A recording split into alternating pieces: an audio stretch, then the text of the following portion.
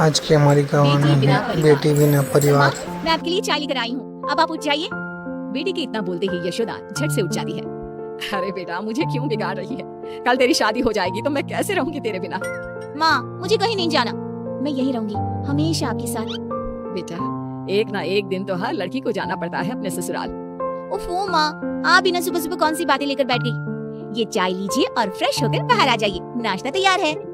इतना बोलकर कंचन वहाँ से चली जाती है। कंचन की बढ़ती उम्र देख यशोदा को उसकी शादी के ख्याल आने लगते हैं, जिसके बाद वो कंचन के लिए लड़का ढूंढना शुरू करती है। कुछ दिन बाद, कंचन कहाँ है तू? देख, मैं तेरे लिए चॉकलेट लाया हूँ। चॉकलेट देखकर कंचन खिलखिलाकर हंसने लगती है। इस पर कंचन के पिता उससे कहते हैं, कंचन बेटा, अब तेरी शादी होने वाली है, ये सब चॉकलेट खाने के शौक छोड़ दे बेटा। कंचन कुछ कहती उसके पहले उसका भाई राहुल बोल पड़ता है, पापा, इतनी भी क्या जल्दी है? अभी तो कंचन छोटी है। अरे इतनी भी छोटी नहीं है तेरी बहन। कंचन मुंह बनाते हुए वहाँ से चली जाती है और अपने रोजमर्रा के कामों में जुट जाती है। अगले दिन, कंचन बेटा, आज तू घर का कोई काम नहीं करेगी, जाकर तैयार हो जा, थोड़ी ही देर में तुझे लड़के वाले देखने आ रहे हैं। माँ प्लीज, मुझे कहीं नहीं जाना आप लोगों को छोड़कर। जाना तो पड़ेगा ना बेटा, दुनिया की यही रीत है, हर लड़की को एक ना एक दिन पराए घर जाना ही पड़ता है। चल अब जा, तैयार हो जा जल्दी से। माँ की बात मानकर कंचन तैयार होने चली जाती है, जिसके कुछ घंटे बाद लड़के वाले भी कंचन को देखने उसके घर पहुंच जाते हैं। दोनों ही परिवारों को रिश्ता मंजूर हो जाता है और एक सप्ताह बाद कंचन की श्लोक के साथ शादी हो जाती है। कंचन के जाने के बाद सभी को घर बहुत खाली खाली सा लगने लग जाता है। माँ, मुझे छोटी की बहुत याद आ रही है, वो होती तो अभी पूरे घर में इधर से उधर नाच रही होती। हाँ बेटा, तू सही कह रहा है, उसके बिना ये घर खाने को दौड़ रहा है, लेकिन हम कर भी क्या सकते हैं, एक ना एक दिन तो ये होना ही था। ऐसे ही 1 महीना बीत जाता है। अब यशोदा को घर का सारा काम अकेले ही करना पड़ता, जिसके कारण वो अक्सर बीमार रहने लगी। यशोदा, तुमसे कितनी बार कहा है, ज्यादा काम मत किया करो। लो, हो गई ना फिर से तुम्हारी तबीयत खराब। अब मैं घर का काम नहीं करूंगी तो और कौन करेगा? कंचन भी नहीं है, मेरी बेटी ने आज तक कभी मुझे कोई काम नहीं करने दिया, जिसके कारण अब मेरा शरीर काम का ज्यादा भार सहन ही नहीं कर पाता। क्यों ना हम राहुल की शादी करवा दे, बहू आएगी तो तुम्हारी भी थोड़ी बहुत मदद हो जाएगी। हाँ, ये अच्छा आइडिया है। घर वाले शादी की बात शुरू करते हैं और देखते ही देखते कुछ महीनों में राहुल की शादी अंजलि नाम की लड़की से हो जाती है और घर में आते ही अपने व्यवहार और स्वभाव से अंजलि सभी का दिल जीत लेती है। शादी के कुछ दिनों बाद, बहू, जरा चाय तो पिला दो, सुबह से चाय नहीं पी है। अंजलि अपने ससुर के लिए चाय बनाकर लाती है। लीजिए पापा जी, आज डिनर में क्या बनाना है? अरे बेटा, जो तेरी इच्छा है वो बना ले। थोड़ी देर बाद अंजलि सभी को खाने के लिए आवाज लगाती है। पापा जी, मम्मी जी, राहुल, खाना तैयार है। अंजलि की आवाज देते ही सभी लोग खाने के लिए आ जाते हैं। अरे वाह बहू, खाना तो बहुत स्वादिष्ट बना है, तुम्हारे हाथों में तो जादू है, जादू। सच में बहू, खाना तो बहुत ही लाजवाब बना है। Thank you. माँ पापा, मैं सोच रहा था क्यों ना हम सब कहीं घूमने चले। हम सब क्या करेंगे जाकर बेटा, तेरी अभी नई नई शादी हुई है, तू बहू को लेकर जा। नहीं मम्मी जी, आप लोग नहीं जाएंगे तो हम भी नहीं जाएंगे। अंजलि के इतना प्यार से बोलने पर घर वाले उसे इनकार नहीं कर पाते और उनके साथ चलने के लिए मान जाते हैं। एक काम करते हैं, साथ में कंचन को भी ले चलते हैं, बहुत दिन हो गए उससे मिले भी नहीं। हाँ हाँ, क्यों ना हम कंचन दीदी को सरप्राइज दें। वो तो खुशी से पागल हो जाएगी।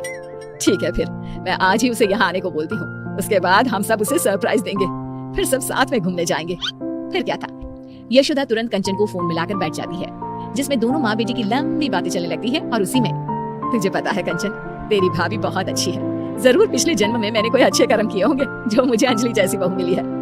अपनी माँ के मुंह से किसी और की इतनी तारीफें सुनने के बाद कंचन को अपनी भाभी से जलन होने लगती है। माँ, आपको नहीं लगता आप कुछ ज्यादा ही बहू की तारीफ कर रही हैं? कहीं भाभी आपके हाथ से फिसल ना जाए।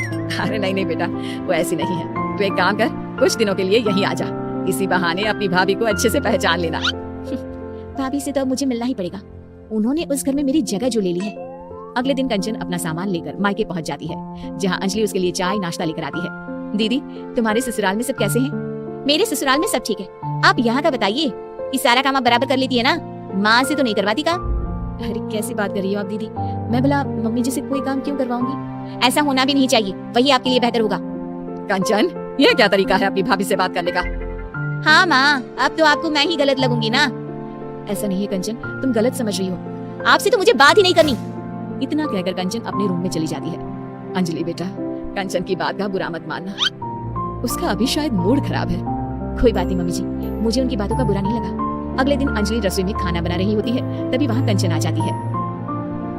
भाभी आप रहने दीजिए, आज खाना मैं बना देती हूँ। अरे नहीं नहीं दीदी, आप मेहमान हो, कुछ दिन आराम करने का मौका मिला है, मैं आपसे काम नहीं करवा सकती। मैं मेहमान नहीं, बेटी हूँ इस घर की। आप जाकर बैठिए, मैं खाना बना देती हूँ। कंचन की जिद के आगे झुकते हुए अंजलि वहाँ से चली जाती है। थोड़ी देर में कंचन का खाना बनकर तैयार भी हो जाता है। आ जाइए सभी, मैंने खाना बना दिया है। कंचन की आवाज सुनकर सभी लोग आ जाते हैं और खाना शुरू करते हैं। आज बड़े दिनों बाद तुम्हारे हाथ का खाना खाकर मजा आ गया बेटा। मैं तेरे खाने को बहुत मिस करता था सच में, आज तो मजा ही आ गया। कंचन, तेरे हाथों में तो जादू है बेटा, मैं तेरे हाथ का बना ये खाना हर रोज मिस करती थी। सभी के मुंह से अपने लिए तारीफ सुनकर कंचन की आंखों से आंसू बहने लगते हैं। वो अपने आंसू पोंछते हुए कहती है, क्या सच में आप लोगों ने मेरे हाथ के खाने को मिस किया? मुझे तो लगा था आप लोग मुझे भूल ही गए हैं।